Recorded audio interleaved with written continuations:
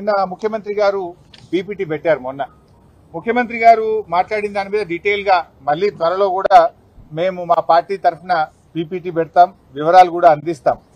Basic గా చెప్పాలంటే ముఖ్యమంత్రి గారు నిన్న మాట్లాడినటువంటి విషయాలు అవన్నీ కూడా గమనిస్తా ఉంటే ప్రజాభవన్ లో ఏదైతే పవర్ పాయింట్ ప్రజెంటేషన్ ముఖ్యమంత్రి గారు నిన్న ఇచ్చారో దాన్ని బట్టి చూస్తే 50 ఏళ్ల కాంగ్రెస్ పాలనలో కాంగ్రెస్ పార్టీ చేసిన ద్రోహాలను కవర్ పాయింట్ ప్రజెంటేషన్ లాగా, ఆ ద్రోహాలను కప్పిపుచ్చడానికి అది పీపీటీ కాదు, అది కవర్ పాయింట్ ప్రజెంటేషన్ లాగా మాకు కనబడ్డది. ఎందుకంటే ద్రోహాలకు మారుపేరు కాంగ్రెస్ పార్టీ. ఉన్న తెలంగాణను ఆంధ్రలో కలిపింది కాంగ్రెసే, నీళ్లలో తెలంగాణకు అన్యాయం చేసింది కాంగ్రెసే, వందలాది మంది యువకులను పొట్టనబెట్టుకున్నది కాంగ్రెసే. సరే, ముఖ్యమంత్రి గారు మాట్లాడిన తీరు అదంతా చూస్తా ఉంటే రెండు విషయాలు చాలా స్పష్టంగా మనకు కనబడతాయి. ఒకటేమో అజ్ఞానం, రెండవదేమో అతి తెలివితేటలు. ఒక రకంగా బాధతో చెప్తున్నాను, నేను ఏదో విమర్శించాలని చెప్పట్లేదు, రాజకీయాల కోసం మాట్లాడతలేదు. ఇప్పుడు నేను మాట్లాడేది కమిషన్కి సంబంధం లేదు, కమిషన్ క్లోజ్ చేసిన. ఎందుకంటే కమిషన్ ఉన్నప్పుడు ఎక్కువ వివరాలు కమిషన్ పరిధి దాటి మాట్లాడకూడదు. What I'm talking is related to CMs PPT. So ఒకటి అజ్ఞానం, రెండు అహంకారం. అహంకారంతో కూడినటువంటి అజ్ఞానము, అహంకారంతో కూడినటువంటి అతి తెలివి. ఏంటి, మేము ఏం చెప్పినా ప్రజలు నమ్ముతారు, మేము అబద్ధాలు మాట్లాడినా ముఖ్యమంత్రిగా కుర్చీలో కూర్చున్నా కదా జనాన్ని నమ్మిస్తా అని ముఖ్యమంత్రి గారు అనుకుంటున్నారు. సో రెండు విషయాలు, చాలా వివరాలు ఉన్నాయి కానీ సింపుల్ గా 2-3 విషయాలు మాత్రమే చెప్తాను. ఒకటి 299, 512 ఇది శాశ్వత ఒప్పందం చేసుకున్నారని పదే పదే ఒక అబద్ధాన్ని 100 సార్లు చెప్తే నిజమైద్దనే విధంగా రేవంత్ రెడ్డి గారు, ఉత్తమ్ కుమార్ రెడ్డి గారు వ్యవహరిస్తా ఉన్నారు. బాధ కలిగేది ఏంటంటే తాత్కాలిక నీటి వినియోగానికి, నీటి పంపకానికి తేడా లేకుండా ఈ రేవంత్ రెడ్డి గారు మాట్లాడుతూ ఉన్నారు. నీటి వినియోగం అనేది కేఆర్ఎంబీ చేస్తుంది, నీటి పంపకం అనేది ట్రిబ్యునల్ చేస్తుంది. నీటి వినియోగం అనేది ఆ సంవత్సరానికి మాత్రమే పరిమితం అవుతుంది, నీటి పంపకం అనేది శాశ్వతమైనటువంటిది. మీరేం చెప్తారు, శాశ్వతంగా 299 సంతకం పెట్టారనే ఒక అబద్ధాన్ని పదే పదే ప్రచారం చేస్తున్నారు. వాస్తవానికి ఆ 299 ఎక్కడి నుంచి వచ్చింది? ఉమ్మడి ఆంధ్రప్రదేశ్లో నాటి కాంగ్రెస్ పాలకులు కృష్ణానది పరివాహక ప్రాంతంలో ఇదే జానారెడ్డి, ఉత్తమ్ కుమార్ రెడ్డి, కోమటిరెడ్డి వెంకటరెడ్డి లాంటి చేతగాని కాంగ్రెస్ నేతల వల్ల, వీళ్ళ పెదవులు మూసుకోవడం వల్ల ఆనాడు కేవలం 299 టీఎంసీలు మాత్రమే తెలంగాణ ప్రాజెక్టులకు కేటాయించడం జరిగింది. దానిని ఆనాటి శాసనసభలో 2014లో అప్పటి ముఖ్యమంత్రి కిరణ్ కుమార్ రెడ్డి గారు ప్రవేశపెట్టారు. అది శాసనసభ రికార్డులలో కూడా ఉంది. ఆనాటి కాంగ్రెస్ ప్రభుత్వం జస్టిస్ శ్రీకృష్ణ కమిటీకి ఇచ్చిన నివేదికలో కూడా అటు గోదావరిలో 968, కృష్ణాలో 299 టీఎంసీలు కేటాయించాము అని కూడా ఆ రోజు చెప్పారు. ముఖ్యమంత్రి గారు కూడా మాట్లాడుతూ 968లో గోదావరిలో మా కాంగ్రెస్ ఇచ్చింది అని మొన్న మాట్లాడిండు. మరి కృష్ణాలో 299 ఇచ్చి అన్యాయం చేసింది అనేటువంటి విషయాన్ని దాచిపెట్టే ప్రయత్నం రేవంత్ రెడ్డి గారు చేశారు. బట్ అయినా ఇలా సింపుల్ క్వశ్చన్ అండి, చిన్న 10వ తరగతి పిల్లవాడిని అడిగినా చెప్తారు. స్ట్రైట్ అండ్ సింపుల్, అర్థం చేసుకోవడానికి చాలా సింపుల్. మరి శాశ్వత ఒప్పందం కేసీఆర్ చేసి ఉంటే సెక్షన్ 3 కోసం కేసీఆర్ ఎందుకు అడుగుతాడు? What is section 3? నీళ్లలో పునః పంపిణీ చేయాలి. తెలంగాణ ఆంధ్రప్రదేశ్ మధ్య కృష్ణా నదీ జలాలను పునః పంపిణీ చేయాలి. నది యొక్క పరివాహక ప్రాంతం ఆధారంగా నీళ్లు పంచాలని కేసీఆర్ అడిగిండు. ఎప్పుడు అడిగిండు కేసీఆర్? రాష్ట్రం ఏర్పడ్డ 42వ రోజు అడిగిండు. జూలై 12వ తేదీ నాడు ఢిల్లీలో సెక్షన్ 3 కింద నీళ్లు పంపిణీ చేయండి, మాకు 299 ఇచ్చి అన్యాయం చేశారు, మా తెలంగాణకు 69% నదీ పరివాహక ప్రాంతం ఆధారంగా నీళ్లు కేటాయించాల్సిందే, ఇది మా హక్కు అని కేసీఆర్ రాష్ట్రం ఏర్పడ్డ 42వ రోజు వేశాడు. మరి నేను అడుగుతున్నా, 299కి శాశ్వతంగా ఒప్పుకుంటే సెక్షన్ 3 ఎందుకు అడుగుతాడు?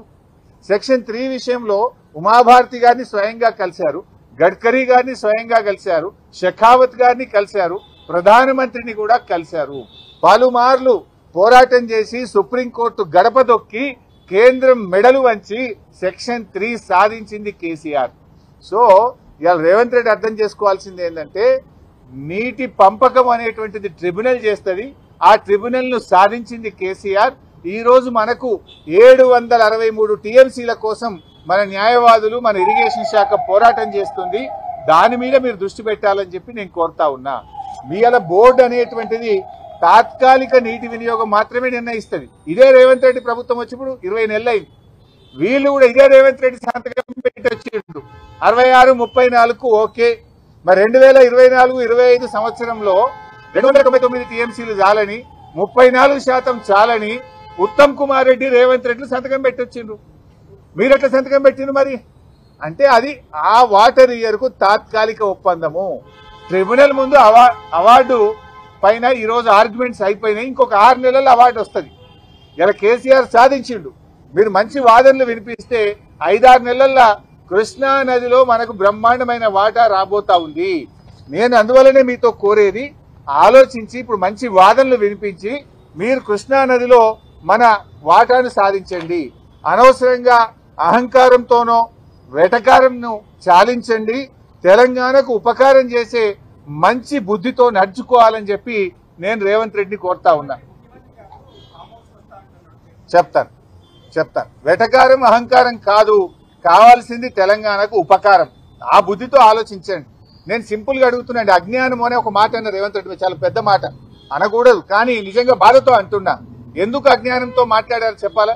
మీరు కూడా వీడియో ప్రజెంట్ చేయండి, ఇంకోసారైనా తప్పు చేయడు.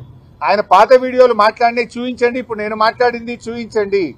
ఏం మాట్లాడింది రేవంత్ రెడ్డి? మొదటి రోజు గోదావరిలో 1000 ఇచ్చేసాయి, కృష్ణాలో 500 ఇచ్చి చంద్రబాబు నాయుడు నీ ఇష్టం ఉన్నది నీళ్ళు తీసుకపో, 1000 ఇచ్చేసాయి, 500 ఇచ్చి నీ ఇష్టం బుద్ధునంత రాసుకపో, కృష్ణానదిని దోచుకో అని చెప్పి ఆయనకు బ్లాంకెట్ సర్టిఫికేట్ ఇచ్చిండు రేవంత్ రెడ్డి.